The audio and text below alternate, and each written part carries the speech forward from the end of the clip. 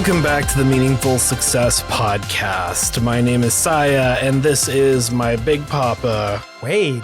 I always make you laugh just because I say my name. I keep expecting more fanfare, and then it's just Wade. That's probably not the one. Yeah. So, Siah, how's your week been? It's been okay. It's been productive, getting a lot of prep stuff done for moving, and been working on writing stuff a lot and client work, and just been busy. Gotcha. What about you? Let's keep the enthusiasm down. You're a little bit over the top here. I have bad allergies right now, so I'm not feeling 100%. So that's why I'm a little. It's like, yes, I did my work and such. So Yeah. let's kind of get things kicked off here then. Well, what was your weekly win? My weekly win is actually kind of an unusual win. It's that I had to say no to someone about a major project, at least not necessarily no altogether, but no in the time frame that was being requested. And it sounds like a kind of a strange win, but there's a lot of priorities that are going on right now. And there's a lot of good things that people ask for, but sometimes you just have to look at it and say, it's just not practical for me to be able to get this done without sacrificing some other things that are really, really critical. So you basically drew a boundary. I drew a boundary. How about you? I thought you were going to say more than that.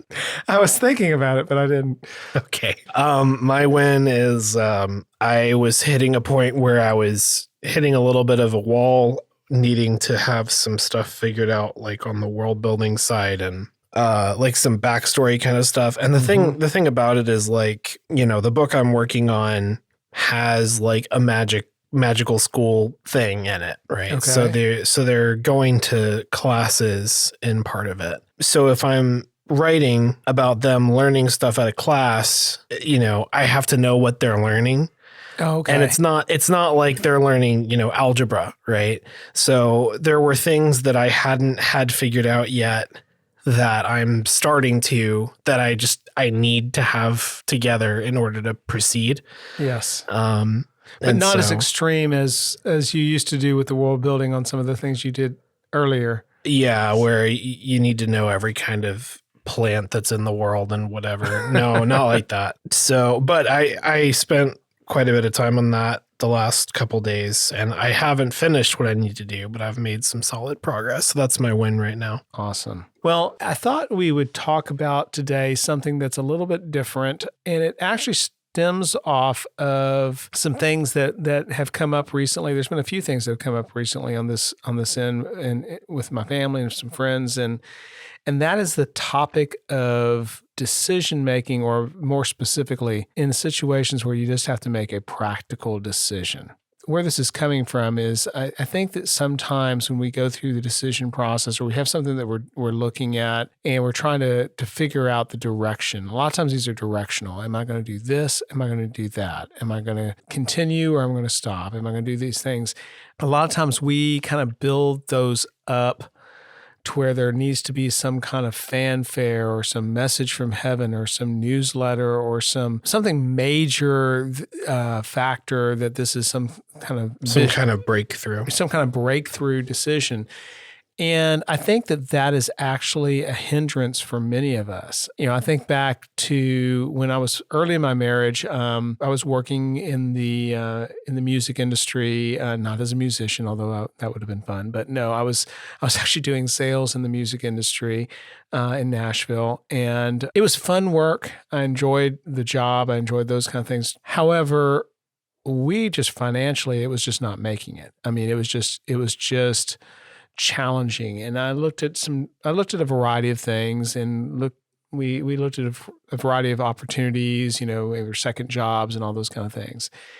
Everything kind of gets shut down here and shut down there, and a closed door there and a closed door here. And I'm a Christian, and so praying through decisions and really hearing what I feel is the right thing to do is important to me. And, sometimes I feel very strong guidance on things that I'm praying about. And sometimes, honestly, it's just silence.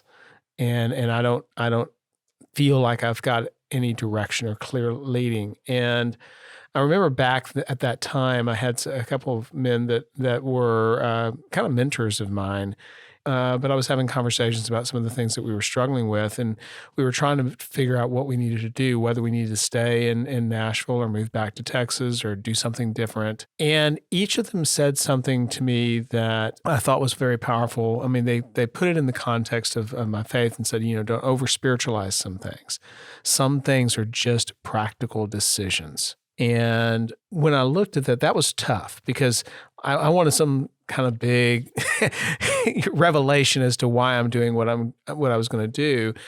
But I learned a lesson at that time that sometimes we have to approach the things that we're doing, not because it's some part of a big vision, not because it's an element of a major strategy, not because some compelling motivation or cause, but sometimes we just have decisions that we need to make in our lives, in our businesses, in the things that we're pursuing that are just practical.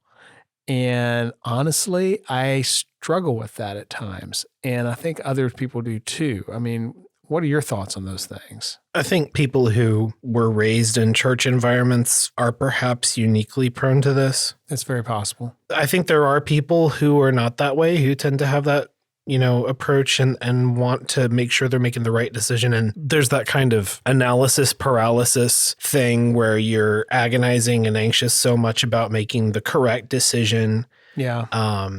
Which kind of goes into that a little bit. Yeah, I mean, the reasons for hesitating to make a decision can be a lot of different things. I mean, sometimes it can be past experiences. I mean, you may have encountered things or you've done some things and you're like, gee, I don't want to make that mistake again. So you have a circumstance that comes up, it reminds you of a previous circumstance, and you're asking yourself, okay, I don't want to make that mistake again. Mm-hmm. But facts and circumstances and situations are different. I mean, even though some things can be similar, and certainly you want to learn from your history, I think there's a lot of reasons why people may hesitate to make a decision. And, that's just something that I was thinking about. And one of the things that I was pondering about that is, what are some of the hesitations that crop up? I was talking with someone just the other day, and they're having to go through a decision process on some things, and they're frustrated, they're fearful, they're hesitant. But sometimes I think that those hesitations, when I was talking to them, I think that one of the things that was for them was what was hindering their decision was honestly expectations they had of themselves, that they felt if they made a certain decision, then that would, they were disappointing themselves in some ways. Mm-hmm. I think that may be one of those factors that comes up. Well, expectations in general, like I said, I think there's, with that degree of having to learn that practical decisions are necessary. Like, yes. I feel like that's something that, like I said, people who grew up in church environments are uniquely prone to, because in religion, there's a strong emphasis on like accountability for every individual action. Sure. And so wanting to make sure that your every individual action is as correct as it can be, there's kind of a paranoia that can come up in that. True. But also there's an expectation side of that where you are taught to expect to have some sort of guidance. And if or when that guidance doesn't manifest, the question you're asking is, what's wrong with me? Like, what's wrong with me that I'm not getting this, this guidance that I'm supposed to be getting because I'm religious or whatever, right? Correct. That's an expectation. That's an expectation that there's reasons for why you have it. But I think with what you're talking about with your friend, talking to them, it's an expectation of themselves that they're afraid of letting down. And I think a lot of times with these practical decisions, that's really what it comes down to is, for example, take your decision of you ended up, moving back from Tennessee to Texas. This is when I was an infant. I was like less than a year old. Correct. 30 years ago. But I've heard this story many times throughout my life because it's a lesson that was so core that you learned about that need for practical decisions. But the temptation, I think, is when you make the practical decision, or rather when you're considering it, there can be a fear of failure. It's like admitting defeat if you do the practical choice, because doing the practical thing means the other thing didn't work and therefore you failed. Well, and that's actually, I think there's a lot of things that come into that. Those expectations also, I mean, it's kind of similar to some of the challenges that you have. Sometimes it's on making a decision, and sometimes it is, sustaining post a decision. Because I know that, for example, you've talked many times about having this, clock on your back that, had certain expectations of yourself of achieving certain things in a certain time period at a certain age. And again, that was kind of an expectation that was, while it might not have been causing you to sit down and say, okay, I need to make a decision. How does this factor in? But I think it was driving your behavior. I think it was driving a lot of miniature decisions or smaller decisions that you were making because you had this clock ticking in your head or your heart that you thought you had to meet. Right. And that came from, expectations as well, of expectations of what my life should look like and what I was okay with it looking like and what I would be disappointed by it looking like. And expectations come from all. I mean, we just talked about our expectations on ourselves, but I mean, sometimes we have expectations that, or we feel that there's expectations placed upon us by others, whether it's parent, a boss, a child, a friend, whatever, but also expectations from society and culture. And with respect to the society and culture, I think that's an interesting one because I think that sometimes we lose touch of, maybe we never even have objectivity from the standpoint of we are putting everything in the frame of reference of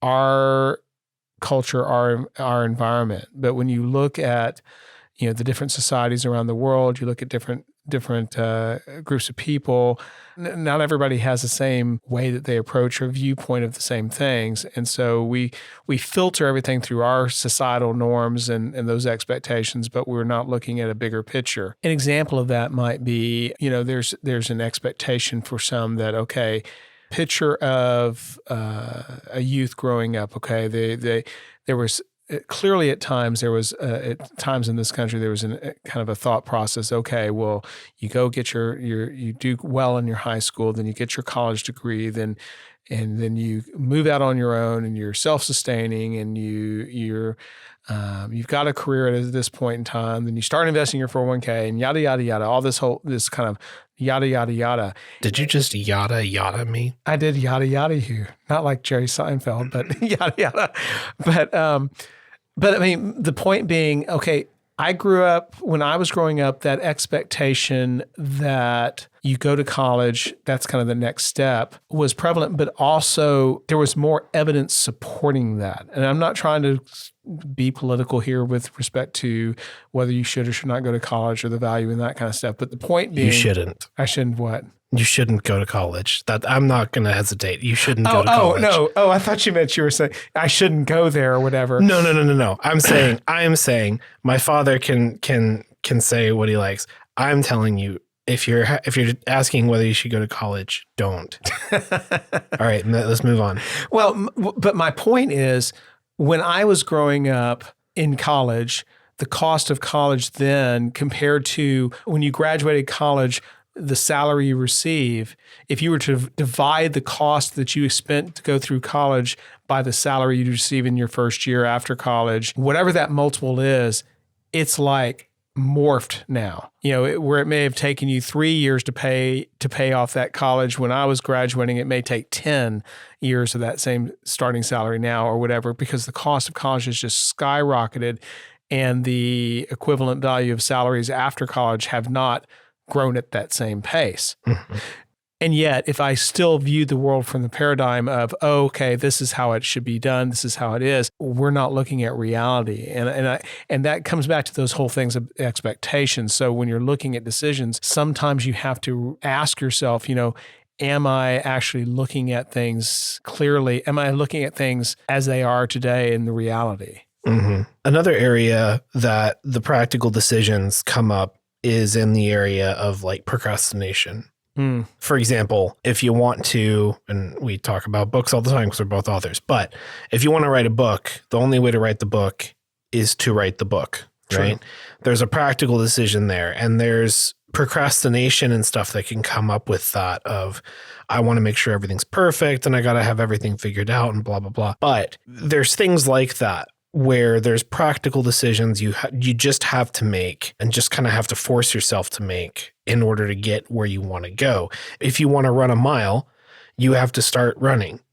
Right. Right. If you want to paint a painting, you have to buy a canvas. Yeah, you have to get a canvas and start painting, right? Like there's very practical steps you have to take there. And that may seem super obvious, but I think that similar to the religious thing, there's this idea that there's a ideal, that there's a perfect state of things. In order to make whatever decision or to take whatever action, things have to be perfect.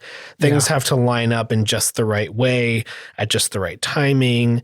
And the reality is that just leads to a whole lot of wasted time. Well, that's true. It's interesting because several things come to mind. One is thinking about, and I'm definitely not going to go into the politic realm, but think about voting. In the last few elections, I've done a lot more research just because of the nature of where the state I was in. We had some, you could vote at home and I could take time to literally search the internet on each candidate and what their positions were. And if you're looking for a candidate that's going to be 100% aligned with you, good luck. I mean, I don't think that exists. So I think that kind of a situation, you have to look at the big picture. You have to recognize, yes, you may have a few, for lack of a better term, non-negotiables, but you have to be careful about those too. You have to really know why is it that is a, for lack of better terms, a non-negotiable on that. But back to your procrastination, I think fear enters in on some of these. I think fear is the core of all of it. Well, that's interesting. I mean, not to interrupt you, but I think that the core thing we're addressing here is fear. Fear, because practical decisions, what stops us from making them? What stops us from taking the practical actions? Fear of a mistake, fear of the wrong timing, fear of messing up, fear of whatever. Opportunity cost. Yeah, that's a huge one. Opportunity cost. Yeah. So not to interrupt you go ahead. No. I think that's a really good point. The fear factor is a major element here. I mean, I was talking with someone just the other day who's trying to make some decisions for kind of what the next steps they're planning to do, and some of those may involve changing jobs. Some of those may involve actually moving there's different options to different places. And there's a lot of fear, a lot of trepidation, a lot of frustration, because in all reality, ideally, they'd like to be in the position they're in now and that things are working, but not all the circumstances work. Like I described when I was in Tennessee when we first were married. It just, I may have liked the state, I may have liked the town, I may have liked some of these things, but I have to put food on the table. I have to put groceries in. And you were born and actually we need to put diapers on you, that kind of stuff at that time, And so you have to make those decisions. And one of those procrastinations and this is a weird thing, sometimes we almost prefer to procrastinate even evaluating the decision. It's not like we're enjoying the frustration or enjoying the struggle. But the struggle is known. And like in that particular example, I was talking to the person and said, there was 3 different routes that they were thinking about. And I said, well, in this particular case, get 3 sheets of paper out, literally write down. And it's not just solely a pro-con list. I mean, and that is part of it. What are the pros and what's the cons of each of these decisions? But in that particular case, it was not making a decision for here in eternity. Okay, I may move here, I may move there, I may move another place. It's not like a situation that, okay, I must always live there. If I make a decision to move here, I have to stay there forever. It was a matter of, okay, if you took the next 2 years and said, this is what I'm going to do, where do you think you might be in 2 years in each of these 3 scenarios? Yeah. Financially, relationally, et cetera, and write those things out. And put it black and white, because sometimes we get so caught in our head and in our emotions that everything's bouncing against each other like ping pong balls. Yeah. But when we take the time to one by one literally write these things out and set them in front of us black and white, sometimes things get more crisp and clean, and some of those balls stop hitting each other. And you can look and you can start making decisions from that standpoint. It's not like that's a be all end all, but it is a practical way or practical tool that can be helpful as you're looking at the things you're doing. Sometimes there's a fear of doing that evaluation like you were getting at. Exactly, because and I think that's just it. I think that the fear becomes when you put things on paper, what if the paper's telling me something that I actually may already know in my head or my heart, but I don't want to acknowledge because I don't want to make this decision. I don't want to do this thing. Yeah. Or I don't want my situation to be what it actually is. Correct. You know? And the thing is, one of the things that I would encourage everybody, and I don't know who all's listening to this show, but I think sometimes we forget that there's like, when you think about your career, most people, I forget how many times, I think there's statistics on how many different career changes people make over the course of their lifetime. And I'm not talking career changes, I worked at this engineering firm and now I went to this engineering firm, or I went from this restaurant to that restaurant. I'm talking about actually changing career paths, changing your trajectory and things of that nature.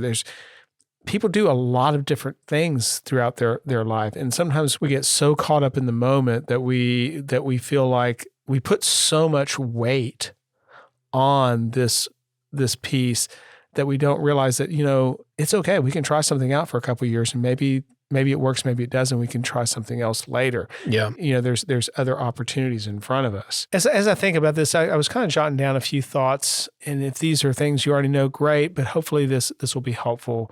One is you do need to take the time to really overcome the fear, sit down and think through the various scenarios. Look at the pros and cons.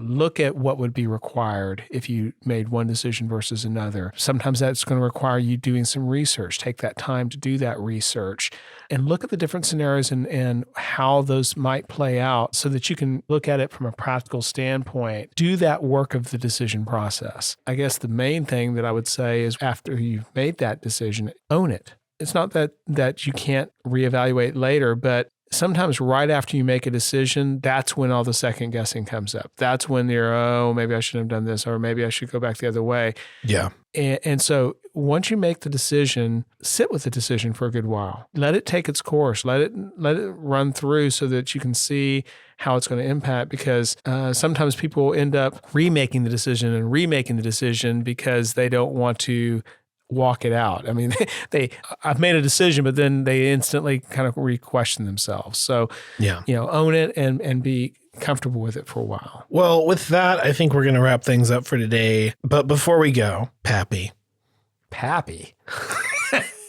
What's your favorite? What's your favorite, Pappy? My weekly favorite. Oh, it's the weekly favorite. I feel like I'm behind the curve sometimes, but we've been watching this new show, for us at least, and that's Ted Lasso, and it's pretty funny. It's a story about a coach who knows nothing about soccer. He's a coach from the U.S. who knows nothing about soccer, and he goes over to Europe to coach a soccer team, and he's this eternal optimist, and it's been funny. What about you, Siah? What is your weekly favorite? We got a new vacuum. A vacuum? Yeah, Audrey and I, we got it's actually refurbished, but it's new to us. We got a really nice like Dyson vacuum that is like battery powered and stuff. And it works really, really well. Especially with pet hair? Yeah. Oh, yes. Like surprisingly well with pet hair. We vacuumed the upstairs and like it's got a really small I don't know what you call it, like the little chamber where it collects the dust or whatever. Yeah, it's got a pretty small one, and it was like entirely hair from Emma. And we vacuum like once or twice a week. So like we try to get all the pet hair up, but it's anyway. So but we both are really excited about it, and we're like, okay, God, we really are 30 now. Like we're getting excited about a vacuum. Although I will say I have long been someone who enjoys domestic pleasures such as a nice vacuum. So it's not really a new thing for me, but anyway, that's my favorite is our new vacuum. Well, Dysons are good. I mean, we've owned a Dyson before, and those are good machines. Yeah, I mean, it was one of those things where it's like, it's normally like a $600 vacuum. Then we got it like more than half off because we got it Sweet. refurbished and stuff like that. And it's Sweet. anyway, it's really nice. So that's my favorite. Excellent. Well, that about wraps it up for today. If you would like to share some ideas, or you have some comments, or have some stories that you'd like to share with us that you may think would be a good topic for the discussion, please let us know. Go to speakpipe.com/MSP, and you can record a message and give us your suggestions. We also would love if you would share this podcast with some friends. Well, thanks for listening, everybody, and we will see you next time. Thank you. You're welcome. This violet sky, I see. The Meaningful Success podcast has just ended. This episode's just ended. Bye-bye.